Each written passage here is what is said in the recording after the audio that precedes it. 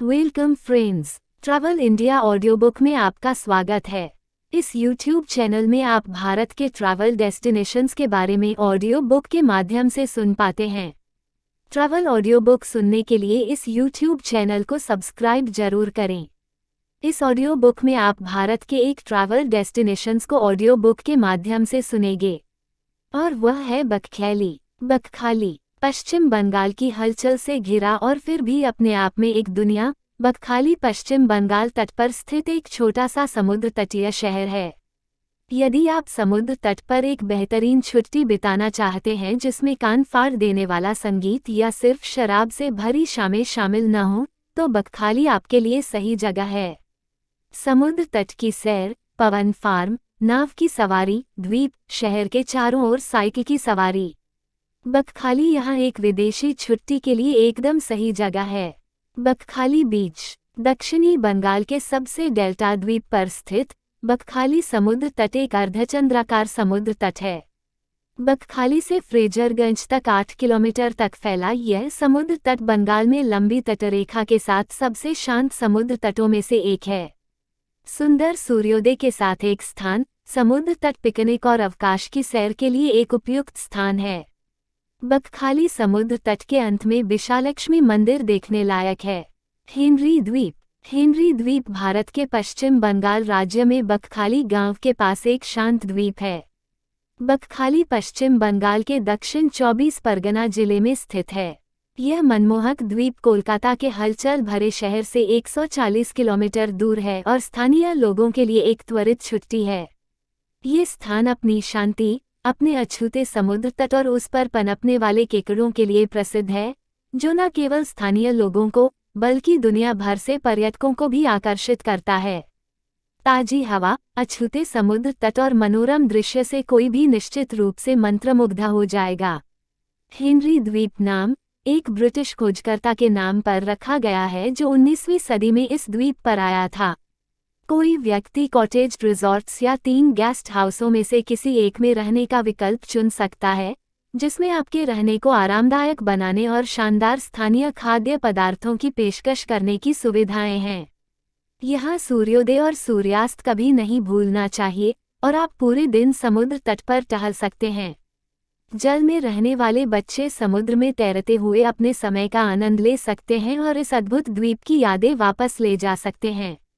अद्भुत सुनहरी रेत, साफ पानी, सुंदर समुद्र तट और इंद्रियों को प्रसन्न करने वाले मैंग्रोव पेड़ों के साथ ये यात्रा निश्चित रूप से सार्थक होगी।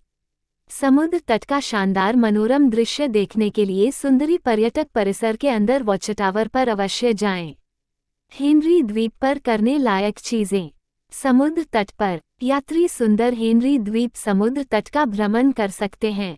कोमल ज्वार रेत, जिसे कई लोग चिकनी और रेशमी बताते हैं, और कम या कोई भीड़ न होने वाला सुखद वातावरण आपको मंत्रमुग्ध कर देगा।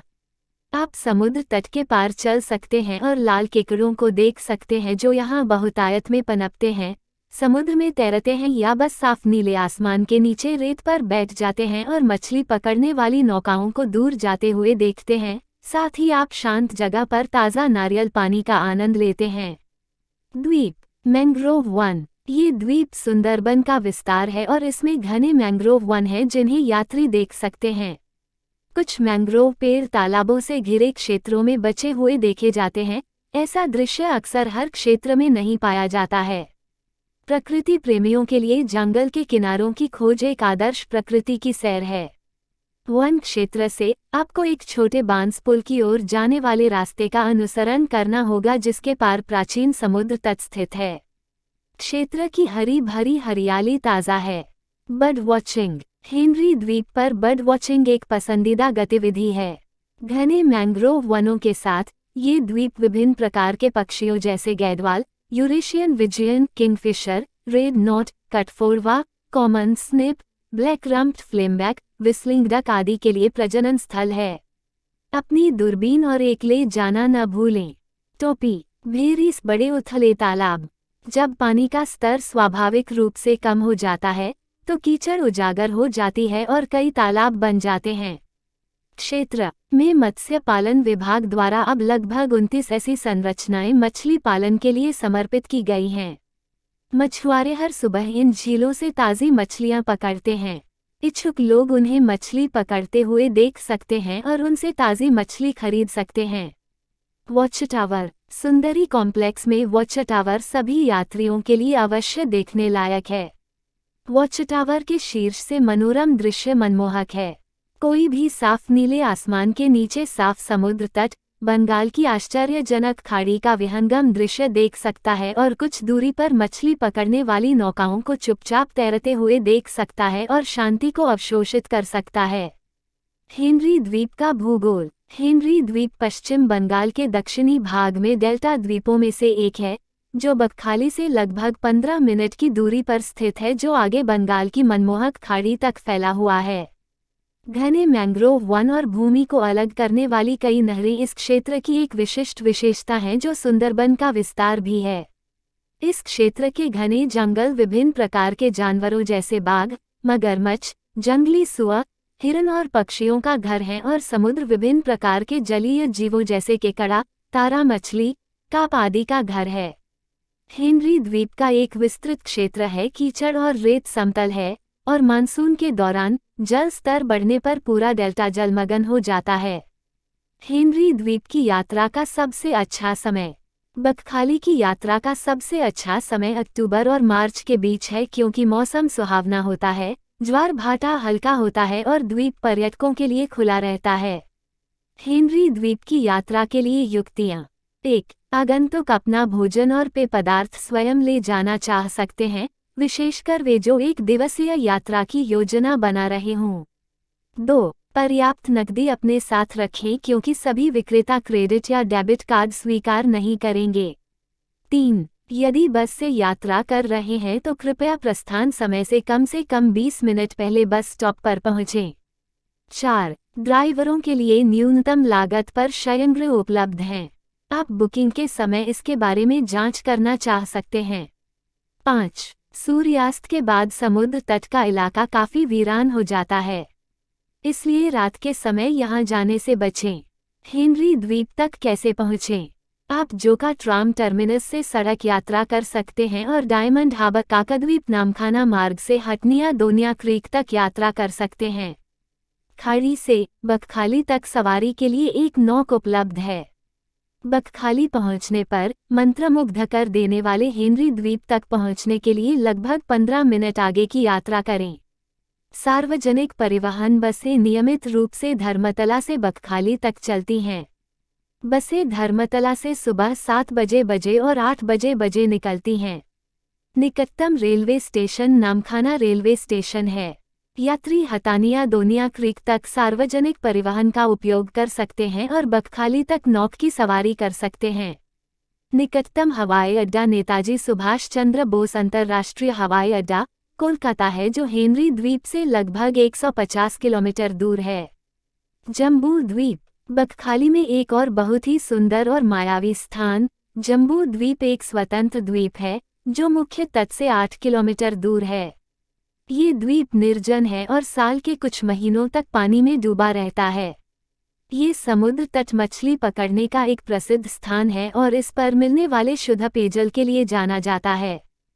फ्रेजरगंज विंड पार्क। फ्रेजरगंज का क्षेत्र कुछ प्राचीन इतिहास के कारण लोकप्रिय है। इस क्षेत्र में एक ब्रिटिश अधिकारी लॉर्ड फ्रेजर रहते थे। वो इस जगह से इतना मंत्रमुग्ध था कि उसने इसे बनाने का फैसला किया, लेकिन समुद्र के कारण उसने जो निर्माण कार्य शुरू किया वह कभी पूरा नहीं हो सका। उनके घर और कुछ अन्य इमारतों के खंडहर अभी भी यहाँ देखे जा सकते हैं। इस क्षेत्र में बड़ी संख्या में पवन खदानें भी बनाई गई हैं, जिससे ये जगह असली लगती है। विशालक्ष्मी मंदिर। विशालक्ष्मी मंदिर बकखाली समुद्र तट पर एक अल्पज्ञात हिंदू मंदिर है।